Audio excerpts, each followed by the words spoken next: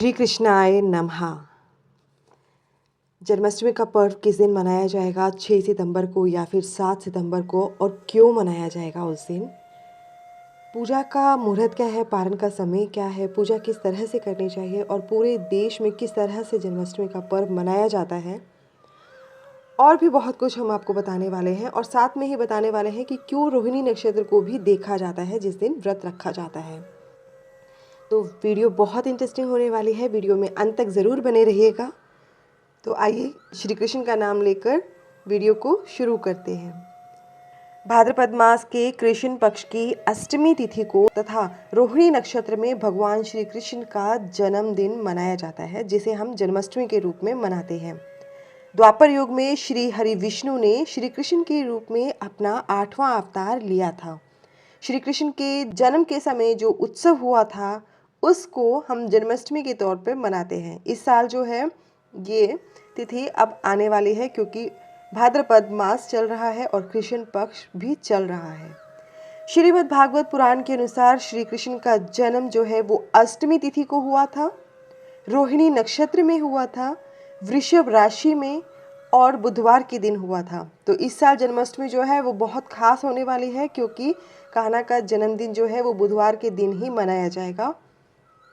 चूँकि श्री कृष्ण का जन्म रोहिणी नक्षत्र में हुआ था, इसलिए रोहिणी नक्षत्र को भी देखा जाता है कि वो किस दिन आ रहा है। आइए अब कन्फ्यूज़न दूर करते हैं कि जन्माष्टमी का पर्व जो है वो किस दिन मनाया जाएगा, 6 सितंबर को या फिर 7 सितंबर को। जन्माष्टमी तिथि जो है पहले जानते हैं कि प्रारंभ कब हो रही है और समाप्त कब हो रही है। जन्माष्टमी तिथि यानी कि अष्टमी तिथि जो है भाद्रपद मास के कृष्ण पक्ष की जो अष्टमी तिथि है जिसमें हम जन्माष्टमी मनाते हैं, वो प्रारंभ हो रही है 6 सितंबर को दोपहर 3:38 पर और समाप्त हो रही है 7 सितंबर को शाम 4:14 पर। तो अष्टमी तिथि 2 दिन आ रही है। तो अब आपको बताते हैं कि आप किस दिन व्रत रखेंगे। पहले बात करते हैं 6 सितंबर की। 6 सितंबर को स्मार्त संप्रदाय यानी कि गृहस्थ लोग जो हैं, जो आप और हम जो गृहस्थ लोग हैं, वो जन्माष्टमी मनाना शुभ है उनके लिए। वो क्यों है वो भी बताते हैं, क्योंकि इस दिन रोहिणी नक्षत्र है, रात्रि पूजा का मुहूर्त भी इस दिन ही है। और हम लोग जो हैं, गृहस्थ लोग जो हैं, वो बाल गोपाल का जन्म जो है, क्योंकि उनका जन्म रात को हुआ था, तो हम बाल गोपाल का जन्मदिन रात को मनाते हैं। उनका रात को हम पूजा करते हैं, हमें रात का पूजा मुहूर्त भी चाहिए होते हैं। और कान्हा जी का जो जन्म हुआ था वो मथुरा में हुआ था, और इसलिए मथुरा में इस साल जन्माष्टमी 6 सितंबर को मनाई जाएगी। तो हम गृहस्थ लोगों के लिए जो है जन्माष्टमी मनाना 6 सितंबर का दिन शुभ है। 7 सितंबर को भी अष्टमी तिथि है, तो वो जो 7 सितंबर है वो वैष्णव संप्रदाय के लोगों के लिए है, जैसे कि साधु संत सन्यासी इत्यादि जो होते हैं, उनकी पूजा का विधान जो है वो अलग होता है। तो ये 7 तारीख को वो लोग इस दिन जन्माष्टमी मनाएंगे। शास्त्रों में पंच देवों के उपासक गृहस्थ यानी स्मार्त संप्रदाय के लोगों के लिए कृष्ण की उपासना अलग तरीके से मनाई जाती है। गृहस्थ लोग इस दिन यानी कि 7 सितंबर के दिन दही हांडी को मनाएंगे। आइए जानते हैं रोहिणी नक्षत्र कब है, क्योंकि रोहिणी नक्षत्र का भी विचार किया जाता है इसमें, क्योंकि श्री कृष्ण का जन्म जब हुआ था तो उस समय पर रोहिणी नक्षत्र था। तो रोहिणी नक्षत्र जो है वो प्रारंभ हो रहा है 6 सितंबर को सुबह 9:20 पर, पूरा दिन रहेगा, पूरी रात रहेगा। रोहिणी नक्षत्र समाप्त हो रहा है 7 सितंबर को सुबह 10:25 पर। अब जानते हैं जन्माष्टमी पूजा मुहूर्त। तो श्री कृष्ण की पूजा का जो समय है वो 6 सितंबर को रात्रि 11:57 से लेकर मध्य रात्रि बाद 12:42 तक है। जो पूजा की अवधि है वो 46 मिनट की है। मध्य रात्रि का क्षण जो है वो 12:02 है।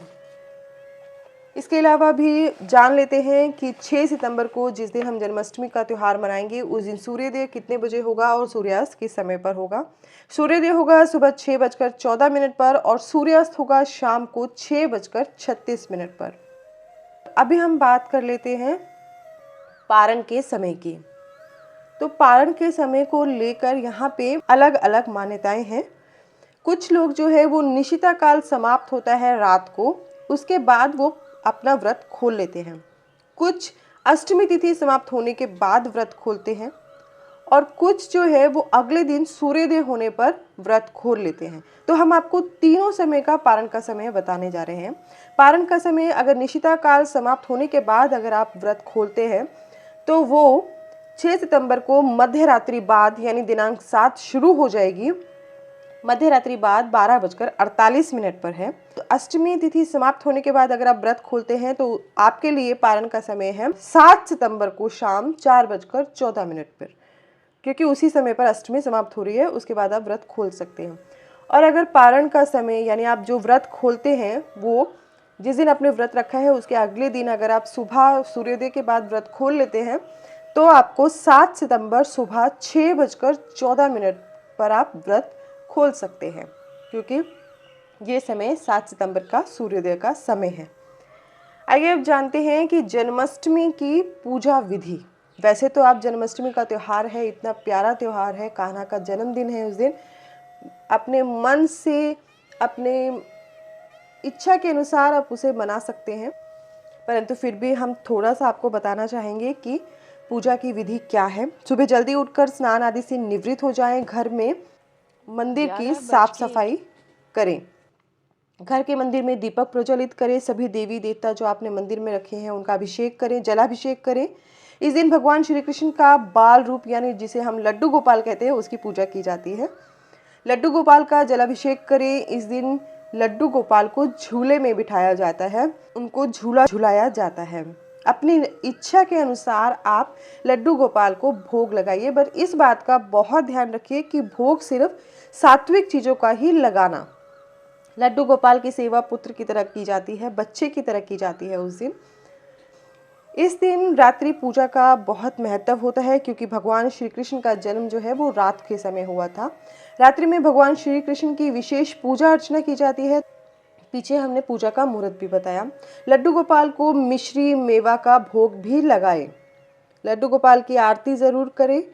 इस दिन अधिक से अधिक लड्डू गोपाल का ध्यान रखें, क्योंकि जब बच्चा पैदा होता है तो उसका ध्यान सब रखते हैं। तो हम इस दिन को उनके जन्मदिन के तौर पे मनाते हैं, बिल्कुल वैसे ही जैसे कि उनका जन्म हुआ है। इस दिन लड्डू गोपाल की अधिक से अधिक हो सके तो सेवा जरूर करें। अब बात करते हैं कि श्री कृष्ण का जो जन्मोत्सव है पूरे देश में वो किस तरह से मनाया जाता है, इसके बारे में हम आपको बताते हैं। श्री कृष्ण का जन्मदिन यानी जन्मोत्सव जो है, जन्माष्टमी का जो त्यौहार है वो पूरे देश में जगह जगह पर कितने हर्षोल्लास के साथ मनाया जाता है, हम आपको वो बताते हैं अभी। यह पवित्र दिन भारत के अलग अलग हिस्सों में, भारत के अलग अलग जगहों पर अलग अलग तरीके से स्थानीय परंपराओं और अनुष्ठानों के अनुसार मनाया जाता है। देश भर में श्री कृष्ण जयंती मनाने वाले जो लोग हैं इस दिन आधी रात तक उपवास रखते हैं। मैक्सिमम लोग जो हैं वो आधी रात तक उपवास रखते हैं और कुछ लोग अगले दिन सुबह सूर्योदय के साथ खोलते हैं। जब भगवान श्री कृष्ण का जन्म हुआ था, उनके जन्म के प्रतीक के रूप में देवता की मूर्ति को एक छोटे से पालने में रखा जाता है और प्रार्थना की जाती है। इस दिन भजन और भगवत गीता का पाठ भी किया जाता है। महाराष्ट्र में दही हांडी का आयोजन स्थानीय और क्षेत्रीय स्तर पर किया जाता है। छाछ से भरे मिट्टी के बर्तन को तोड़ने के लिए लोग एक दूसरे के ऊपर चढ़कर पिरामिड बनाते हैं और इन आयोजनों के लिए बड़े बड़े कॉम्पिटिशन्स रखे जाते हैं और फिर उसमें उनको प्राइज भी दिया जाता है, इनाम भी दिया जाता है। उत्तर प्रदेश में इस दिन बड़ी संख्या में भक्त पवित्र शहरों मथुरा, वृंदावन में कृष्ण मंदिरों में जाते हैं। गुजरात में एक दिन द्वारका शहर में स्थित द्वारकाधीश मंदिर में धूमधाम और महिमा के साथ इसे मनाया जाता है। जम्मू में इस दिन पतंग उड़ाने का आयोजन किया जाता है। मणिपुर में इस दिन को कृष्ण जन्म कहा जाता है, जो राज्य की राजधानी इम्फाल में इस्कॉन मंदिर में मनाया जाता है। पूर्वी भारत में जन्माष्टमी के बाद अगले दिन नंद उत्सव मनाया जाता है, जिसमें दिन भर उपवास रखा जाता है और आधी रात को भगवान को विभिन्न प्रकार की मिठाइयाँ अर्पित की जाती हैं और इस प्रकार उनके जन्म का जश्न मनाया जाता है। महत्वपूर्ण पूजाएं उड़ीसा के पुरी और पश्चिम बंगाल के नवद्वीप में भी बहुत महत्वपूर्ण पूजाएं आज के दिन की जाती हैं। दक्षिण भारत में महिलाएं अपने घरों को आटे से बने छोटे पैरों के निशानों से सजाती हैं, जो मक्खन चुराते हुए नन्हे से कृष्ण के जीवन का प्रतिनिधित्व करते हैं। तो देखिए आप पूरे देश में किस तरह से जन्माष्टमी का ये त्यौहार मनाया जाता है। सभी के भाव उसमें सम्मिलित हैं, सभी लोग अपना मन पूरी तरह से उसमें समर्पित करके इतने प्यार से इस त्यौहार को मनाते हैं। हम सभी हाथ जोड़ के भगवान श्री कृष्ण से प्रार्थना करते हैं और मंगल की कामना करते हैं। उम्मीद करती हूँ कि मैंने आपको इस वीडियो में श्री कृष्ण के जन्माष्टमी उत्सव से संबंधित पूरी जानकारी दी है। अगर आपको हमारी दी गई जानकारी पसंद आए तो वीडियो को लाइक ज़रूर करिए, सब्सक्राइब करिए, कमेंट में जय श्री कृष्णा ज़रूर लिखिए, राधा राधा ज़रूर लिखिए। नमः शिवाय। धन्यवाद।